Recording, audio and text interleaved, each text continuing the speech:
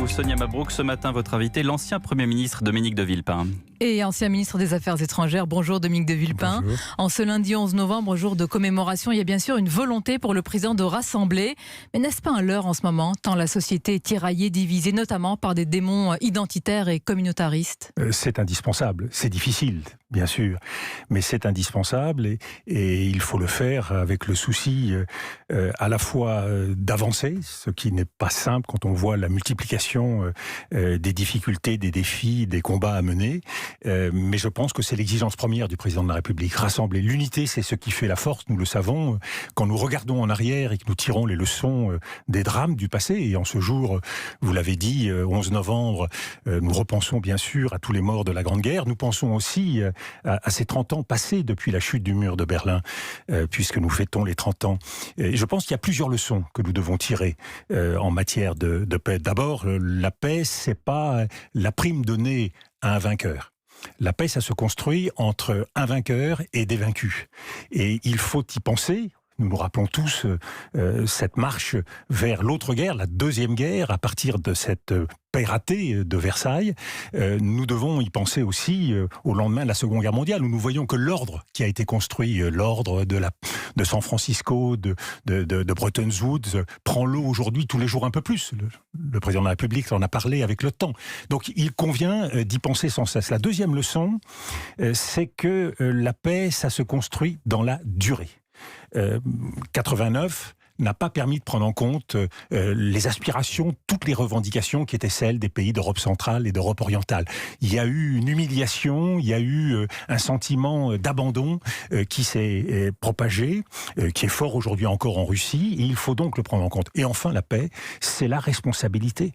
Et quand on voit ce qui se passe à travers le monde, regardons de l'autre côté de la Méditerranée, au Moyen-Orient, où nous constatons une marche vers la démocratie qui semble impossible, au Sahel, la contagion du chaos en Amérique latine. Vincent Hervouet en a parlé tout à l'heure, avec ce retour du refoulé en Argentine, au Chili, au Brésil.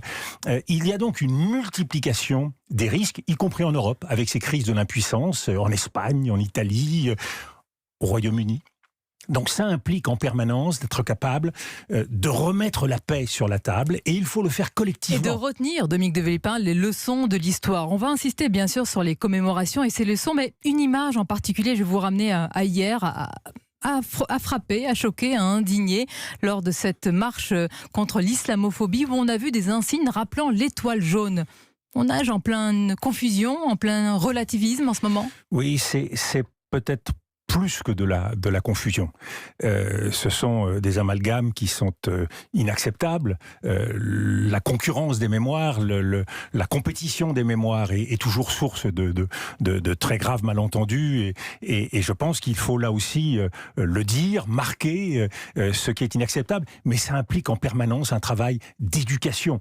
Et on ne peut pas le faire uniquement en jetant l'opprobre. Il faut le faire en expliquant, en faisant d'une pédagogie qui est indispensable. Donc c'est un équilibre qu'il faut trouver entre les deux. Expliquer et en même temps dénoncer, c'est un travail délicat. Comment on le fait quand on voit l'état de la France, avant de parler de l'histoire, quand on voit aujourd'hui ce qui se passe et l'avenir? Est-ce que vous êtes inquiet? Que vous dites-vous? Je pense que l'état de la France justifie aujourd'hui qu'on préserve un espoir possible, qu'on montre qu'il y a un chemin. Et c'est ça qu'on attend de la classe politique, qu'elle nous dise comment on peut faire, partons des formidables atouts que nous avons. Il y a quelques jours, le président de la République était en Chine, il a fait valoir les savoir-faire français, les savoir-faire européens. Nous avons des atouts formidables, mais nous avons surtout une position unique dans la mondialisation. L'Europe, c'est la clé de l'équilibre mondial. Si nous laissons faire l'antagonisme qui se dessine entre les États-Unis et la Chine, nous allons vers une partition de la mondialisation, nous allons vers des crises majeures. Mais est-ce que nous ne sommes pas déjà? Emmanuel Macron a tenu des propos qui ont fait beaucoup réagir sur la scène internationale. D'abord sur l'OTAN, il a dit que l'organisation était en état de mort cérébrale. Vous partagez ce diagnostic? C'est un constat que nous faisons depuis maintenant plusieurs années. Et il n'a rien de choquant alors. Il n'a pas fallu attendre la crise en Turquie, la crise kurde, pour le noter. La question, c'est que fait-on ? Comment s'organise-t-on? Alors, il y a eu des premiers gestes, l'initiative européenne d'intervention, la création d'un fonds européen qui montre que les Européens, la France, l'Allemagne et d'autres, le Royaume-Uni, sont prêts aujourd'hui à se mobiliser. Mais où est le sursaut, Dominique de Villepin? La mobilisation. Vous parlez de cette Europe indépendante, l'Europe de la défense, qui reste un mythe. Et c'est ça le malaise des Français. C'est qu'ils se rendent bien compte aujourd'hui que l'insécurité monte sur le front de la question terroriste, sur le front de la défense européenne, sur le front de l'économie et de notre capacité à nous mobiliser pour préserver un mode de vie pour l'ensemble des Français. Nous voyons bien que le bateau prend l'eau. Et c'est de là que vient cette inquiétude qui monte aujourd'hui partout en France. Il prend l'eau aussi parce qu'on n'a clairement plus les mêmes intérêts aujourd'hui en matière de sécurité et économique, il faut bien le dire, avec les États-Unis. Et c'est là où il faut faire preuve d'imagination. Se tourner vers qui alors? Et je pense que nous devons faire un grand aggiornamento de la diplomatie française et de la diplomatie européenne. Se mettre autour d'une table et se dire, bien sûr, faisons le beau constat, l'OTAN fait partie de ces constats, mais il faut aller beaucoup plus loin.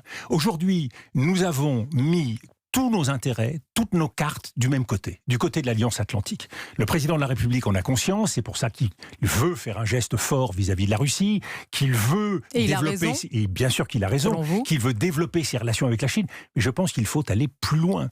Il faut aujourd'hui construire une capacité de la France et de l'Europe à se retrouver en position d'indépendance et d'équilibre dans le monde. Ça veut dire aller beaucoup plus loin dans la construction d'une relation avec tous les pays de l'Eurasie, et ça veut dire aussi être capable, vis-à-vis des États-Unis, de leur dire non dans un certain nombre de cas et de leur faire valoir notre refus d'un certain nombre de choses. Il faut avoir les moyens de dire non à quelqu'un de beaucoup plus puissant que soi. Et c'est là où l'Europe n'est pas au bout de sa prise de conscience. Il y a un chemin à faire et je souhaite que dans les différents rendez-vous qui sont devant nous, le sommet de l'OTAN, le Conseil européen, nous soyons capables de faire ce travail.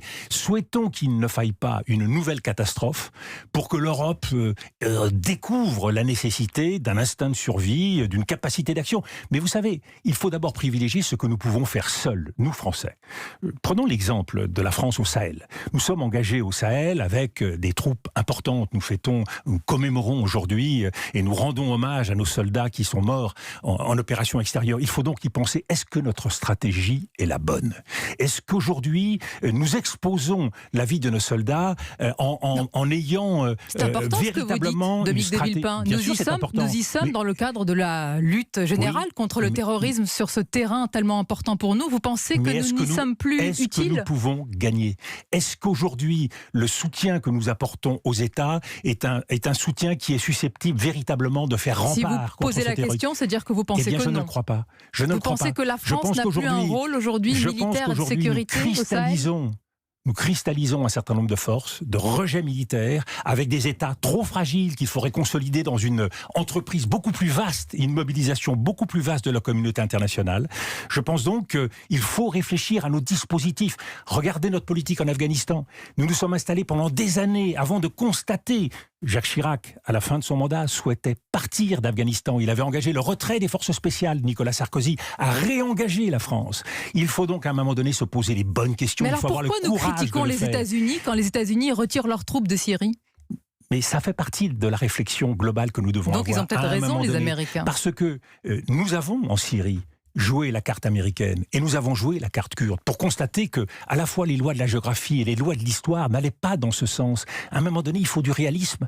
Et ça pose la question, est-ce que nous parlons avec tous les États de la région, y compris la Syrie? Est-ce que nous nous mettons autour d'une table avec ceux qui comptent dans cette région? Mais qui est ce nous, Dominique de Villepin? L'Europe? Quelle Europe? Pardonnez-moi, quel numéro pour reprendre une formule célèbre? Mais c'est là où nous constatons malheureusement que la diplomatie, et y compris dans certains cas la diplomatie française, souffre à la fois d'un excès de communication, elle est soumise à la communication et elle est soumise aux règles de la politique intérieure. C'est particulièrement vrai pour la politique américaine, c'est vrai pour toutes les diplomaties du monde. Mais la diplomatie, c'est d'abord l'action.